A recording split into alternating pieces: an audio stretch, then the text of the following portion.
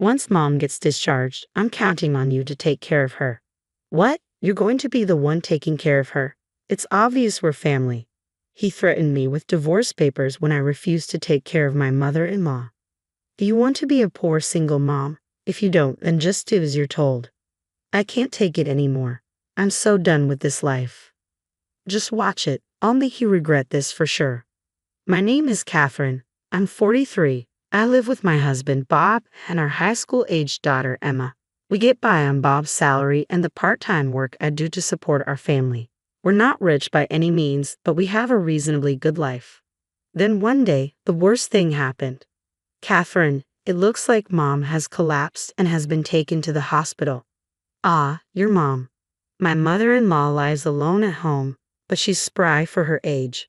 Apparently, she hurt her back in an accident while she was out shopping and now has to stay in the hospital for a while.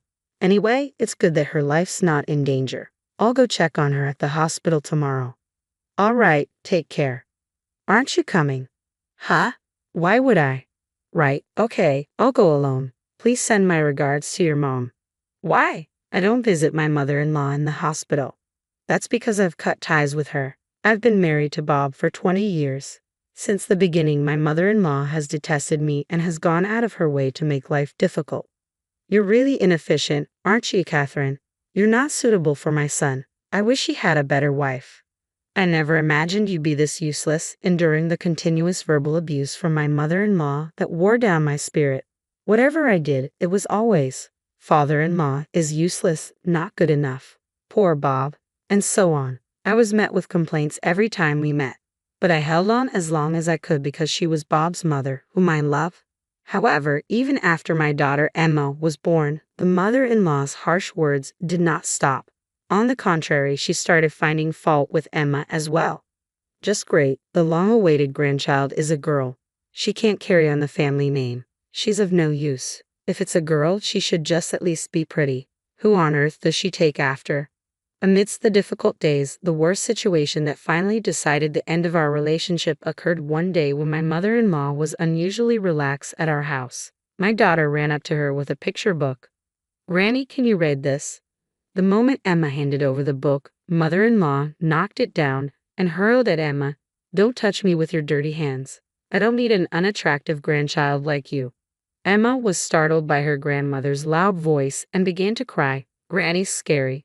I must have been very sad. She was sobbing, and it hurt me to see her like that. Even yelling at my young daughter, I had reached my limit. "Hey, mother-in-law, what do you think you're doing?"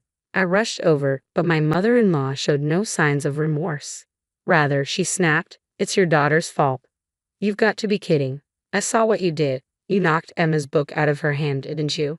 Trying to touch me with her dirty hands." "Dirty hands? Can you say that? If you're going to do this to my daughter, don't come to our house anymore. They'll get cheeky with me. I don't care about you all. Why did you come to see Bob? This is also the house of me and Emma. Stop making silly excuses." In this way, my mother-in-law got into a big argument. Bob just stood there flustered, saying, "Hey, both of you, please stop," and didn't even warn his mother. She eventually went home grumbling all the while, but this proved to be the final straw. "I can't deal with your mother anymore. I'm fed up with you not defending me and Emma. Let's get divorced." When I said that, Bob started flustering again. "Hey, wait a minute. Even I find my mom tough to deal with. I just couldn't say anything because it was all so sudden. Today, I'm on your side, Catherine and Emma. People can say anything they want, but unless you act on it, it means nothing. Anyway, I can't take it anymore." Then my husband made a proposal. Okay, if you insist, Catherine, I don't mind if you cut ties with my mom. But please, I beg you, don't divorce me." I was torn. Would there be any benefit staying with such an unreliable husband in the future? Even if we cut ties, could I really avoid any interaction with my husband's mother forever? In the end, the reason I didn't go through with the divorce was because of our daughter. Our daughter adores her father, and he's a good and caring dad when he's with her. For our young daughter's sake, taking away her father right now wouldn't be right. So I decided to put the divorce on hold on the condition that I'd sever ties with my mother-in-law. But if anything else happens, I won't be lenient. I get it. I'll talk to my mom too. And with that, we reached an agreement, and I severed ties with my mother-in-law. I'll never let my daughter meet her grandmother again. That was a condition of our reconciliation. After 10 years, I can't forget what my mother-in-law did. As for visiting her, that's out of the question. Frankly, what happens to my mother-in-law isn't my business. A few days later, my husband came to me with a serious look on his face. Catherine, I need to talk. What is it? My husband looked awkward in response to my question. It's about my mom. Apparently, she'll need care after she's discharged. So what? It'll cost a lot if she goes to a facility, right? So I was thinking we should take care of her at home. Oh, that's impressive. Good luck. No, not me. You. What? What is he talking about? What? You're not seriously. You know that my mother's in a bad way, right, Catherine?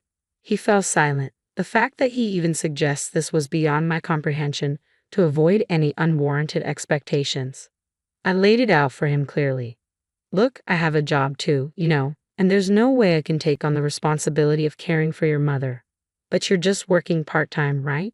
Surely you can find some time to take care of my mother. If that's what you think, then I'll just talk to my boss about switching to full-time. How about that? There was no point in dragging out the conversation. My feelings weren't going to change, and his timid demeanor was only annoying me. Although he looked like he wanted to say something, I naturally ignored him.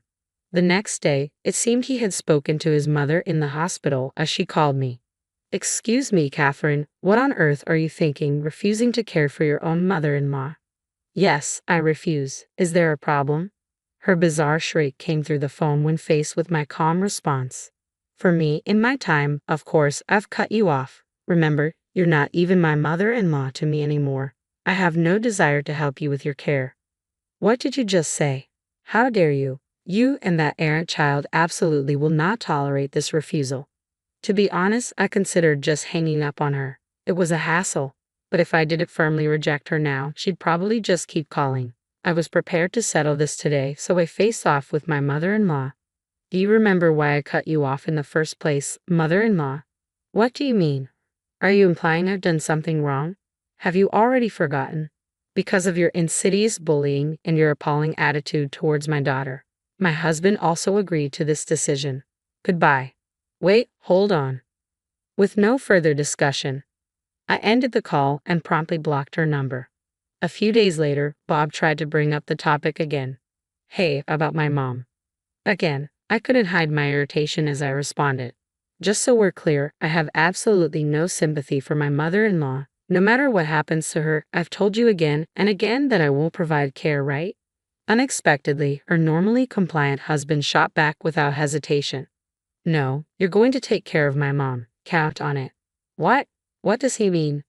I've repeatedly stated that I don't want to have anything to do with my estranged mother-in-law. Is he like a chicken forgetting everything after taking 3 steps? Count on it is not the response I want. I said I will provide care, remember? I fired back defiantly, but my husband is different today. No matter how much I argue, he persistently pushes back. The heated argument I had with my mother-in-law on the phone days ago came to mind. Probably my mother-in-law had given him a piece of her mind afterward. Anyway, you're going to take care of my mom. It's obvious, isn't it? Former family, right? Remember, it was your idea to cut ties with your mother. That was then. My mom is now weak, and it's a different situation. She's not as energetic as she was after hospitalization. Yet you're still talking like a child. Childish? Me? The reason we're in this situation is because of that damn mother-in-law's childish harassment. And according to the conversation on the phone, your mother seemed pretty lively, didn't she? And even my husband repeatedly demands. I take care of his mother. I'm not going to back down. No matter what you say, I can't do what I can't do. And if it's that important to you, you can do it yourself. At that, her husband silently handed her a sheet of paper. What's this? Can't you tell? It's a divorce paper. To her shock, her husband had presented her with a completed divorce form. If you don't want to get divorced, take care of my mom. My silent disbelief only prompted my husband to pressure me more. You'd be in trouble if we divorce now, right? Emma will be a college student next year. You just a part-timer. Can't possibly survive if you divorce me now, right? If you don't like it, just do as you're told. The man who didn't consider my feelings, using our daughter as leverage to threaten me. I just can't continue being married to someone like this. It's impossible. The moment I was convinced of this, I felt my feelings for my husband quickly disappear. I'm going to end this. That's what I thought. Hey, are you even listening? You were all fired up just a moment ago. Now, a divorce is a reality. Are you scared? My husband looked down at me, laughing. My daughter came into the room, probably hearing us argue. Hey, I heard raised voices. What's going on? Then my husband started a tirade on Emma too. Oh, you're just in time. You'll be helping with your grandmother's care too. What? Why me? It's obvious, isn't it? She's your beloved grandma. You could at least help with the caregiving. I couldn't believe that they would impose my mother-in-law's care on my daughter without a second thought. I was so pissed off that I signed the divorce papers as fast as I could. What are you doing, Catherine? Isn't it obvious? I'm signing the divorce papers. I'll go submit them once I'm done. Perhaps he hadn't expected me to agree to the divorce so easily. Bob started to panic. Oh, hey, enough already. Did you even listen to me? You're going to be the one who's going to have a hard time if we get divorced. I don't care. Compared to staying involved with you, any hardship seems bearable. With divorce papers in hand, I began to prepare to leave. Then, perhaps numb to the situation, my husband took the final step. Are you sure about this? If we divorce, you'll have to give up Emma. I'm warning you, I'll get custody. You'll never see our daughter again. A husband who had no doubt in his mind that he's superior to his wife. Truly, how stupid can you be? Even if we get divorced, I will not give up my daughter. I will do whatever it takes to provide for my daughter at all costs. I will get custody of Emma. Shut up. Considering our financial situation, it's natural that I get her. You won't see our daughter again. Tough luck. At that moment, Emma, who had been quietly listening, chimed in. What are you talking about? I'm going with Mom. Ha! At Emma's words, Bob stood there dumbstruck. What are you saying? If you follow your mother, Catherine, you'll only face hardship. I don't care. It's better than being with you, Dad. I would never want to take care of Grandma. That's right. My daughter had not forgotten what my mother-in-law had done to her in the past. I really hate Grandma for bullying Mom. I'm also disgusted with you, Dad, for not helping my mom. I don't care about the money. I'm going to live with Mom. At my daughter's words, a surge of indescribable emotion welled up within me. I had hoped she would choose to come with me, but I never imagined that she thought it through so much. My husband, looking quite pathetic, started trying to persuade us to stay. Wait just a second. Wait, if you're gone, who's gonna take care of the house? Why don't you do it yourself, Dad? My daughter responded with a smirk. You can take care of Grandma and do all the housework all by yourself. That's impossible. I have a job, you know. So what? Mom has been working and doing house chores, and you want her to take care of Grandma on top of that, expecting others to do what you won't do yourself. That's ridiculous. My daughter gave my husband a thorough tongue lashing, leaving him completely stunned. Eventually, he resorted to his usual tactic of crying to win us over. Oh, why are you guys blaming me so much? I just asked for a little help with the caregiving. There was a time when we might have let it slide, but neither my daughter nor I have that kind of patience anymore. Looking at my crying husband, all we could do was shake our heads in disbelief. Let's go, Mom. Let's hurry up and pack our things. Right. My daughter and I each packed our belongings, took the divorce papers, and left the house. My husband kept crying, trying to stop us until the last moment, but of course, we ignored him completely. We submitted the divorce papers at the city hall, and our divorce was finalized. My daughter and I decided to live at my parents' house for a while. By the way, my family runs a flower shop. Right now, I am working part-time and helping out with the family's flower shop, trying to save money for my daughter's college tuition. My husband continued to contact me persistently even after that. Mom is throwing stuff at me. Help me. I can't handle it anymore on my own. Please come back. Since he was so annoying, I blocked his contact. Living with my ill-tempered mother-in-law every day must be quite a struggle, and it seems that my husband is having to care for her day and night without any sleep. Finally, my company has moved to shorter working hours, and my paycheck seems to be barely scraping by. If I had known it would come to this, I should have done whatever it took to put my mother-in-law into a facility. Well, it's too late to talk about what I should have done now. Besides, thanks to my husband making a fuss about caregiving, I'm able to spend these days with my daughter. I guess I should thank him for that bit. From now on, I want to live each day in cooperation with my cherished family.